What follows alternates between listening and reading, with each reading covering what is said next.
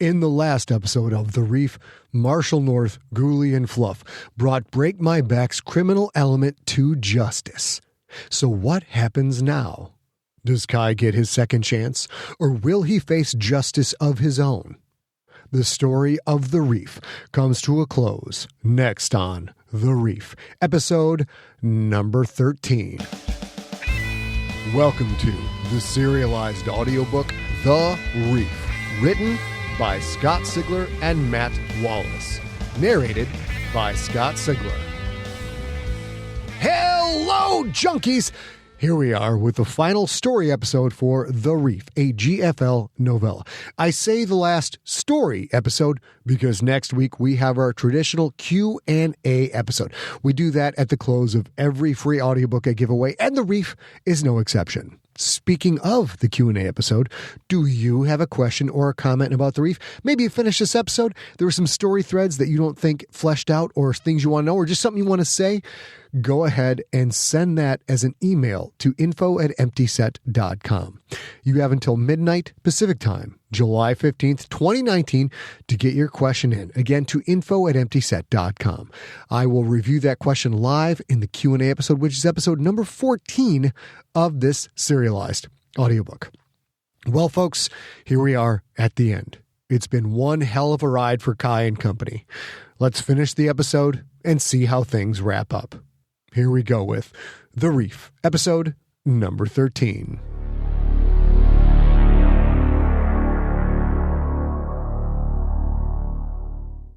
Epilogue.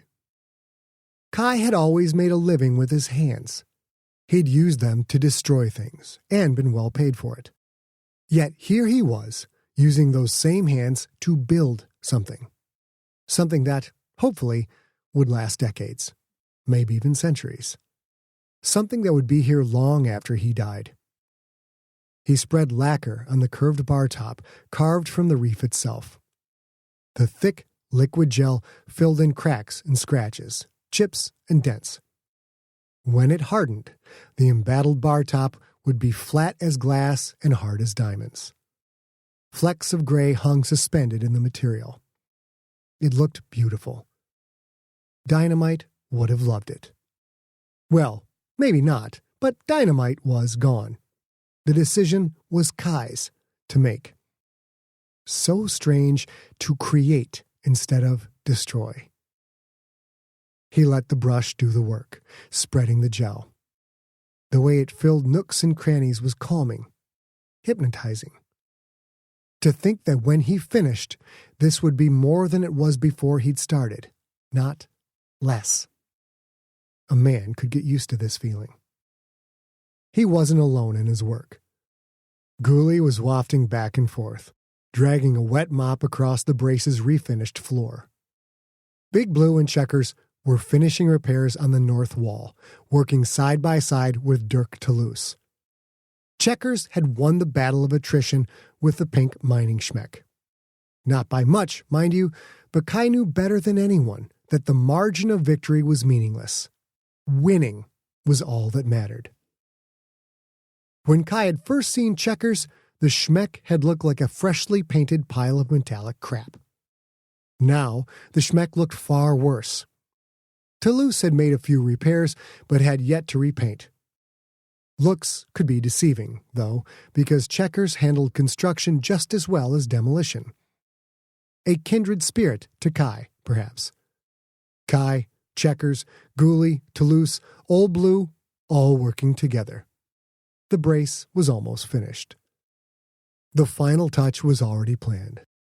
They would mount Fluff's huge stein over the bar, alongside the last remaining punt gun, the same one that Gabriel had used to end Fluff's life. After delivering Valenti to the marshals and Kick My Nuts, Kai had explored the War Lodge. He'd found a basement, delighted in discovering a significant amount of beer, whiskey, scotch, and other delicacies stored away. Valenti's stockpile. He wouldn't be needing it anymore. After removing the bodies and cleaning up the gore, which took the better part of 3 days, Kai had the beer and booze moved to the brace to fill the new refrigerator. Well, not new in the usual sense, Toulouse had cobbled together a walk-in refrigerator from parts found in a shuttle crash. Good enough to get the job done, and then some. It was only after cleaning out the war room's basement that Kai discovered the big room's original purpose. It was a crypt. A crypt that held Fluff's ancestors, the same ones gunned down by the Flathead Gang decades ago, the very sentients who had founded Break My Back. Kai had Fluff's body processed in the REEF way by freeze-drying it. Then, he'd placed Fluff's remains in an open space next to the original patriarch of the family. Fluff had never met that sentient, Kai knew, but now they were both in Valhalla, or the key equivalent of it anyway, and they could spend eternity trading war stories and getting righteously hammered. Old Blue had placed the stone that sealed Fluff's space. On that stone, Kai had the Schmeck engrave one line of text: the last of his clan. In the end, Fluff had died the death of a key warrior, in battle, after reclaiming his ancestral home. Kai could only wish for a death so glorious, so redemptive, so spectacular. As for dynamite, Kai had opted for freeze-drying, then grinding. A fine powder was all that remained of dynamite. Kai grieved for dynamite. His was a death no sentient being deserved. He'd made it to his golden years against the impossible odds of survival on the reef, only to have those years snuffed out, smothered in pain and suffering. Kai would always blame himself. The brush did its work. As the final stroke laid down the last bit of gel, as the brush stroke slowly faded into a smooth, unified surface, Kai heard the crunch of footsteps at the door. "Wipe off your damn feet!" Goolie barked. "Think I'm mopping for my damn health?" Kai turned to see Marshal Curry standing there, leaning on his gavel cane. The old man glared at Goolie. "That the way you always talk to your boss?" "I wouldn't know," Goolie said. "I've never had an actual boss before." Curry jerked his thumb toward Kai. "What about him? Ain't he your boss?" "You don't want to know how he talks to me," Kai said. "Trust me on that." Kai carefully set the brush in the gel tray, then stepped backward to Curry, admiring the gleaming bar top. "That's nice work," Curry said. "This place don't look the same, not at all." Kai started to say thanks, but the words lodged in his throat. A sudden spurt of doubt, wondering if Dynamite would have wanted the brace cleaned up and fancified. That doubt faded quickly, though. Dynamite was dead. He didn't care about anything anymore. This place wasn't for Dynamite. It was so the living who knew him could remember him. A gravestone loaded with beer and song. "Thought I'd come out and give you the news in person," Curry said. "Valenti was convicted on all counts." "He in jail?" Curry shook his head. "He's dead, Marshal North. Hung. Panama pulled the lever." "I knew I liked that girl." "She sends her regards, by the way," Curry said. "Suggested that you should come visit her." Kai liked the sound of that. "I think I will, just as soon as I'm finished here." Curry looked around, took in Toulouse, Checkers, Old Blue, and Goolie, who was noisily mopping up Curry's dirty footprints. "It looks nice and all," the old man said. "But maybe you want to build a jail before you build yourself a place to get drunk?" "I don't drink anymore," Kai said. "And this place isn't mine. The jail's already built. 6 cells in the War Lodge, along with office space for more marshals as Break My Back grows." "And how'd you acquire that building?" "The county claimed it," Kai said. "If County Kirihara claimed property, I would have been notified." "I didn't say County Kirihara," Kai said. "You said you wanted Break My Back to be the seat of a new county? Well, you got it. According to the vote the people of this fine city took just last night, you are now standing in the county Fluff a Ginta. The temporary county council's first order of business was to claim the War Lodge and award it to the Marshal Service on a 1-credit lease lasting for the next 200 years. Curry's wrinkled eyes narrowed. A hard expression. Perhaps that was the same glare he used on perps. The glare melted into an admiring grin. "Clever bastard you are, Marshal North. Just like that, and your headquarters are nicer than mine?" Kai nodded. "Just like that. The former owners aren't around to challenge the decision, and the last descendant of the original occupants wanted it this way." Curry thought for a moment, then shrugged. "Saves taxpayers money. I'll be sending people from Kir Harik to check the validity of the vote, of course." "Of course," Kai said. "Everything is on the up and up, Marshal." Curry nodded. "Something tells me you're right, Marshal North. One more matter of business, though. I read that initial report you sent me after all that nastiness at the War Lodge. All the bad guys are accounted for, except one. Valenti said he paid off a woman to drug you. That amounts to assault on a marshal and accessory to commit murder on the same. I'm wondering why you haven't brought this Dahlia woman in yet." As if on cue, Dahlia came out of the back room, Abigail Toulouse at her side. The women were smudged with dirt and grease, their clothes rumpled. They'd spent the last 3 days cleaning the room and installing a basic kitchen. The brace would now serve food as well as booze. When Dahlia saw Marshal Curry, she stopped cold. She stared at the big star pinned to the man's shirt. "The woman in question wasn't paid to help Valenti," Kai said. "She was threatened. She acted under severe duress. As Marshal of Break My Back, I've already concluded my investigation. No charges need to be filed.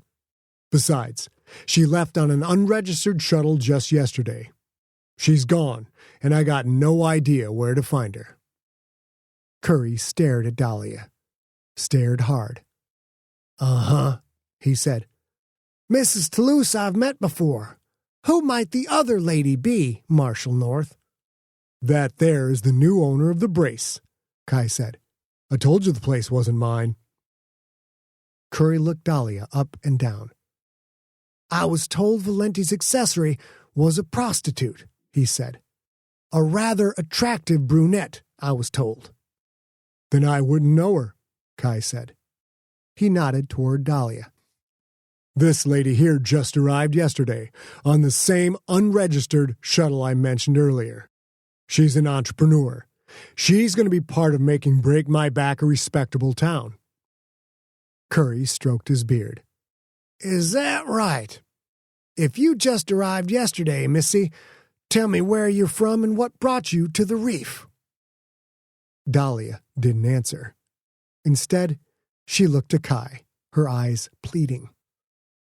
"She hasn't told me about her past," Kai said, "and I haven't asked. She came here to make a new start, to be a different person, just like the guy you hired to be the law and Break My Back. You know how it is, Marshal. Back there is back there, and out here is out here." Curry's fingers wiggled on his cane's gavel top. "The former owner of this place was murdered by Valenti's goons, is that right?" Kai felt that stab of guilt, the one he knew would never fully go away. "That's right." "No kin?"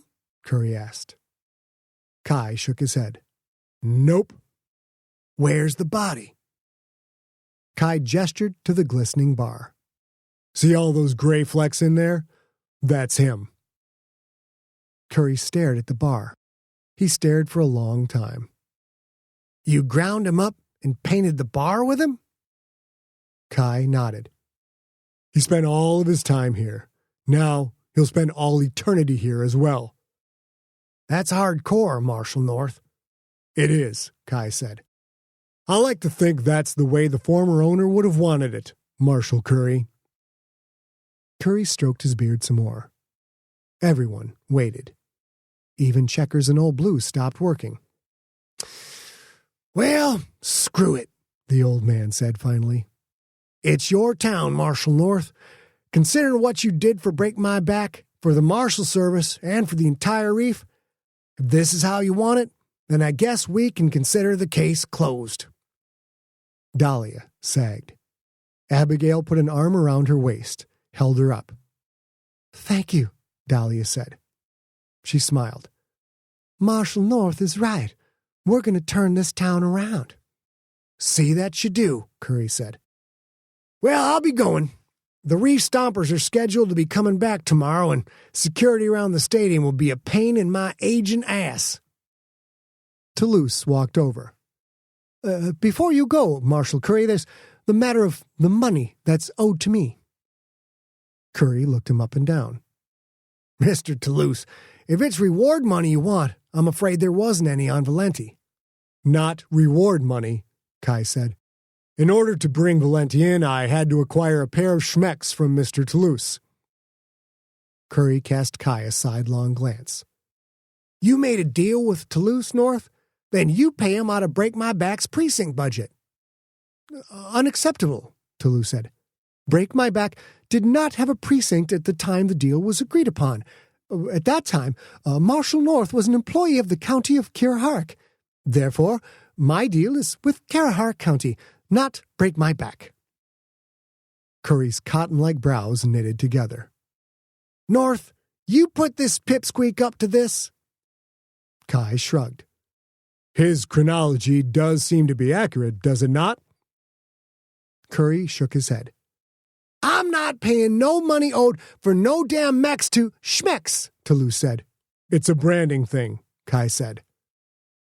Toulouse and Curry started arguing.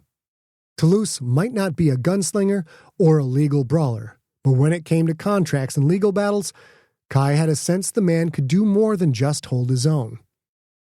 Kai walked to Dahlia. Abigail smoothly returned to the back room. "You're off the hook," Kai said softly. Dahlia looked up at him with those big eyes he had once found so beautiful. "So, this place is really mine?" "It is," Kai said. "You can make your living standing up instead of lying down. No need to lie with a man now unless you want to." Tears welled up in her eyes. She blinked them away. "I can't thank you enough," she said. "Not ever. I'm going to make this place flourish, Lash. You'll see." He had no doubt of that. And, as Marshal of the Reef, he would see to it that she had every chance to succeed. "I'll make my living on my feet," Dahlia said. "When it comes to lying with a man, though, I was hoping that you and we could."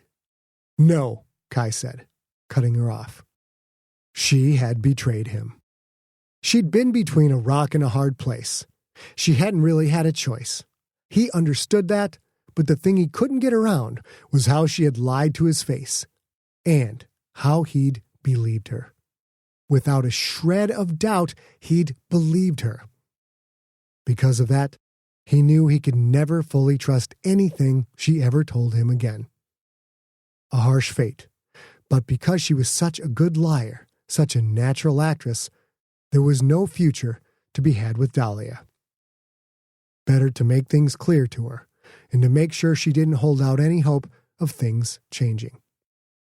"You broke the trust," Kai said. "That's not something a man like me can let slide. I can be your friend. I can be your ally as you make this place a success. But I can't be anything else.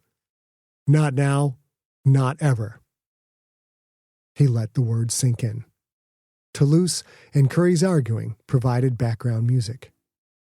Finally, Dahlia forced a smile. "I understand," she said. "Honestly, what you're giving me is much more than I deserve. Thank you, Marshal North." She stood on tiptoe and kissed his cheek. Then she turned and walked into the back room to continue work on her new kitchen. Kai walked to the door. "Goolie, you're in charge." The Ra stopped moving. I'm in charge of cleaning this place? Thank you so much, boss. Whatever would I do without your leadership? Kai laughed. Not in charge of the brace, Goolie. You're in charge of the whole town. I'll be gone for a few days. Until I get back, you're the law and break my back. Think you can handle it? Kai couldn't read hurrah body language, had no idea of Goolie's emotions, but he could imagine how his deputy felt. Goolie had gone from being an intergalactically known assassin, a sentient with no allies, hunted by many, to a trusted friend and an actual law enforcement official. And now that trust had reached a zenith. Goolie would be the sole authority and break my back. A flying marshal with a bronze star glued to his metal backpack. Maybe Kai couldn't read body language, but the tone of Goolie's answer left no doubt. Yes, Marshal, The hurrah said. I can handle it. Where are you going?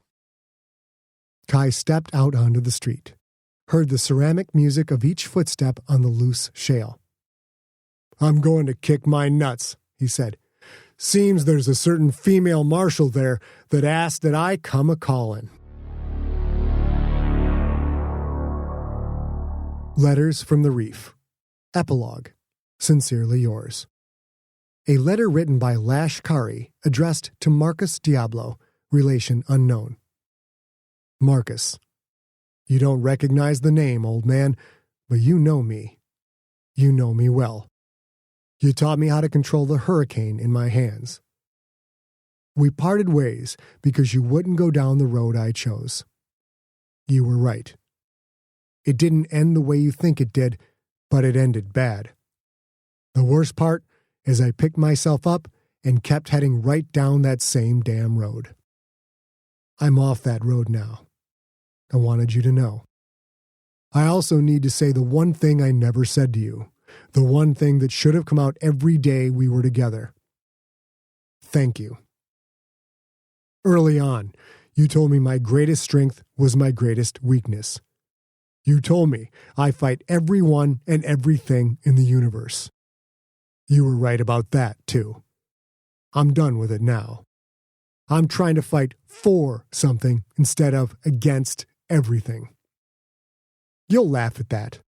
You should. I deserve it, and it sounds like a bunch of touchy-feely crap. But it's true. Get in a few more good years before you kick the bucket, will you? For me. We're not going to see each other again unless it's in another life. And I'm just getting started with this one. Sincerely yours, Lash.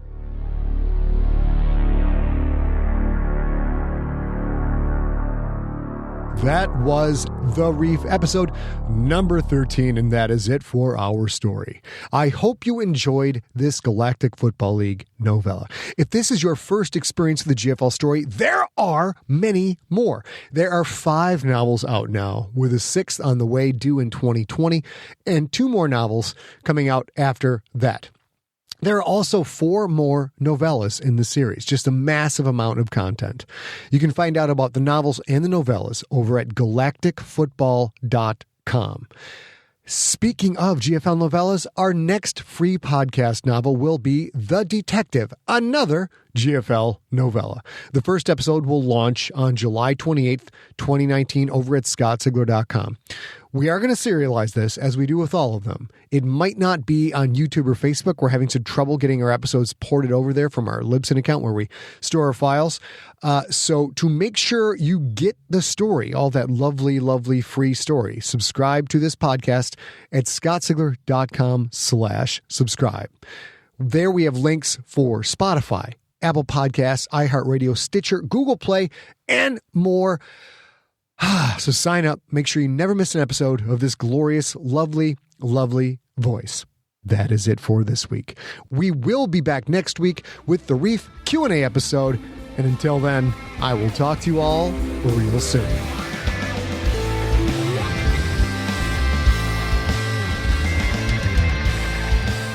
You have been listening to The Reef, a Galactic Football League novella. Written by Scott Sigler and Matt Wallace. Narrated by Scott Sigler. Audiobook directed by AB Kovacs and engineered by Steve Riekeberg. Copyright 2019 by Empty Set Entertainment. All rights reserved. Theme music is by the band Amps and Volts.